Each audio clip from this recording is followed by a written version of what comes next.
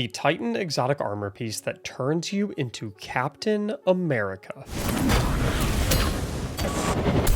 Yes, that is real gameplay footage from my trip to Bungie HQ to playtest the Edge of Fate early so I could show all of you what it has to offer. If you want to check out the brand new Hunter and Warlock exotics, all the brand new weapons, and so much more, be sure to check out my channel after this video. But for this one, we are 100% focused on the Melas Panoplia exotic Titan gauntlets, which provide the Forge Master trait where collecting a fire sprite or rapid solar final blows make you a Forge Master, allowing you to recall your throwing hammer. Effectively, what this means is that anytime you pick up a fire sprite or get rapid solar defeats, you will receive a buff called Forge Master. And anytime that you are in possession of this buff and your solar throwing hammer is out on the field, you can reactivate your melee ability to recall it back to you, damaging any enemies that it strikes on its way back to your hand. Furthermore, this exotic has some extra effects where after impacting a target, you can recall your hammer at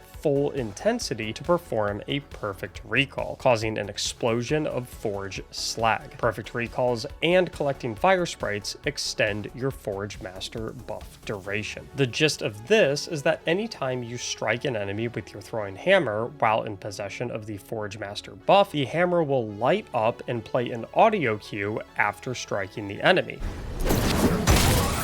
And if you reactivate your melee ability within a tight window as this visual effect and audio cue play, you will proc a perfect recall for the Forge Slag explosion and extend your Forge Master buff timer by 3 seconds. Now there is only one way to build around this exotic, and that is with the only subclass that has access to the throwing hammer melee ability, Solar. It's also worth noting that when it comes to the throwing hammer, recalling it with this exotic counts as picking up the hammer for the purposes of its benefit, where picking up the hammer after scoring a hit grants the cure buff for a sizable heal. As far as aspects for this build go, in slot 1 I wanted to go with Soul Invictus so that all of my solar ability kills, scorched enemy kills, and Hammer of Soul impacts would create sunspots, so that I could then go and stand in those sunspots for restoration and a 100% bonus to my grenade and melee regeneration rate. In aspect slot number 2, I went with Roaring Flames, so that my solar ability kills would grant me a stacking damage bonus to my solar abilities, capping out at a 73% bonus damage increase at 3 stacks. Consecration is a great aspect, don't get me wrong, but for this build, we want to use our melee ability to Captain America our way through activities. Consecrating everything is very final shapey. For our fragments, we really want to have a healthy supply of fire sprites, as picking one up is a very simple way to either begin or extend our Forge Master buff so we can get to throwing and recalling. So in slot 1, I went with the Ember of Searing, where killing scorched enemies grants melee ability energy and spawns a fire sprite. Whilst our throwing hammer unfortunately doesn't scorch enemies itself, we do spawn sunspots that apply scorch on every ability kill through Soul Invictus, and also have access to a scorching grenade of our choice in conjunction with plenty of primary ammo weapons that can easily apply scorch to enemies through perks like Incandescent and the brand new perk that functions a bit like jolting feedback, except that it applies scorch to enemies after multiple hits. In fragment slot number 2, I thoroughly enjoyed the Ember of Torches, so that anytime I hit enemies with my powered melee, I would receive Radiant for some bonus weapon damage, which is pretty frequent considering that this build revolves all around hammer throws. In slot number 3, I went with the Ember of Empyrean so that solar kills would extend my radiant effects that I am obtaining through the Ember of Torches and my restoration effects that I am obtaining from walking through sunspots. Between the cure from hammer recalls in conjunction with this nearly permanent restoration, this build keeps you nice and healthy 24/7. Finally, for slot number 4, I kept things simple with the Ember of Solace so that my base timers for my radiant and restoration buffs from Ember of Torches and Soul Invictus sunspots respectively would both have significantly increased durations to allow me more time to extend them through solar kills with the Ember of Empyrean. Now this build worked exceptionally well in on-level pieces of content and was an absolute blast to use. I think it's been a lot of Titans' dreams to be able to recall their throwing hammer for a very very long time. But unfortunately, I just could not get this thing to hold up in more difficult content and just found myself wishing that I had Syntheseps on instead for most situations. One of the primary goals of this capture event, however, was feedback. Bungie had a very open ear and was eager to know how they could make everything about the Edge of Fate better. So I am pretty confident that with a respectful comment section down under this video, in conjunction with the feedback that was given at the event, we can get these gloves into a state where they feel incredible to use even in more difficult areas of the game. But to understand what problems need to be fixed, let's first identify the pain points. Pain point number one is that this exotic at its core just feels a little bit wonky to use. Generally speaking, whenever you are playing Throwing Hammer Titan, you are wiping enemies from front to back, taking out whatever is right in front of your face before you smoke the 3 to 4 dudes chilling behind him. With this exotic though, a strategy like that is a bit useless, as when you would recall the hammer, it wouldn't hit anything on its way back, resulting in a situation where you honestly could have probably saved some time and effort by just walking a few paces to pick it up through normal means. So with this exotic, you'll find yourself trying to intentionally ignore enemies right in front of you and aiming your hammer at the back line of packs of mobs. But this feels incredibly awkward as it requires you to shimmy, strafe, and even jump in front of enemies that are directly in front of you just to get an angle to throw your hammer past them and hit enemies in the back line. All that just to be able to hit the one right in front of you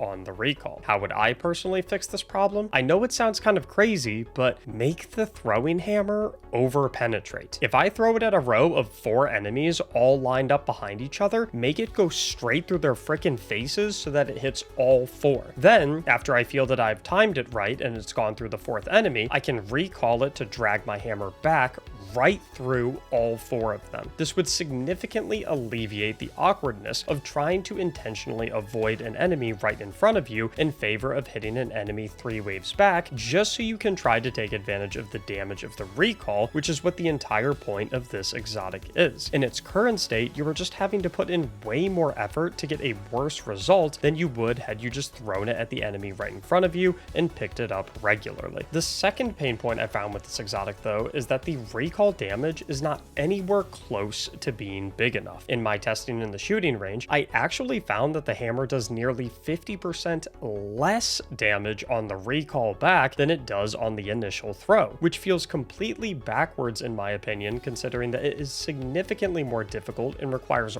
way more setup and effort to hit an enemy with the recall of the hammer than it is to hit an enemy with the initial throw of the hammer. My solution for this issue is simply to have the hammer do a crazy amount of damage on the recall and maybe even allow it to scorch enemies that are hit by its recall, or call me crazy. You're crazy. Maybe even ignite them. No. Too far?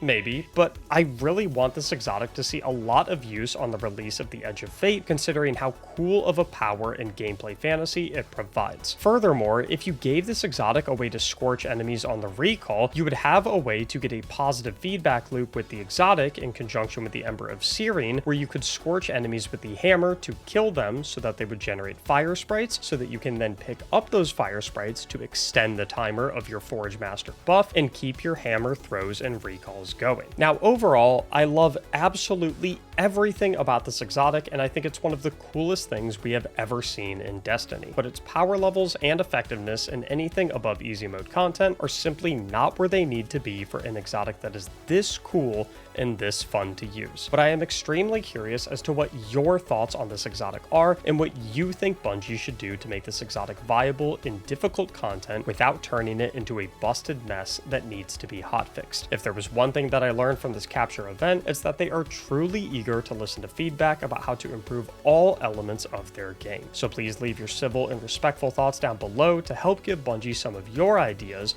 of how to make this exotic shine. And if you're curious as to why the gameplay footage of this video looks a bit newbie and like an incredibly handsome scrub was the one controlling the character, it's because I also want to thank my buddy Kick Rackus for letting me use his gameplay footage for this exotic, as I was unable to properly record record my usage of it at the gameplay event. Now, if you want to see the new Hunter exotic armor, Warlock exotic armor, a bunch of the new weapons, my interview with game developer Tyson Green, and so much more, be sure to check out my channel to get your eyes on all of that early access Edge of Fate content. I hope you enjoyed. Thank you so much for watching, and as always, have a great day.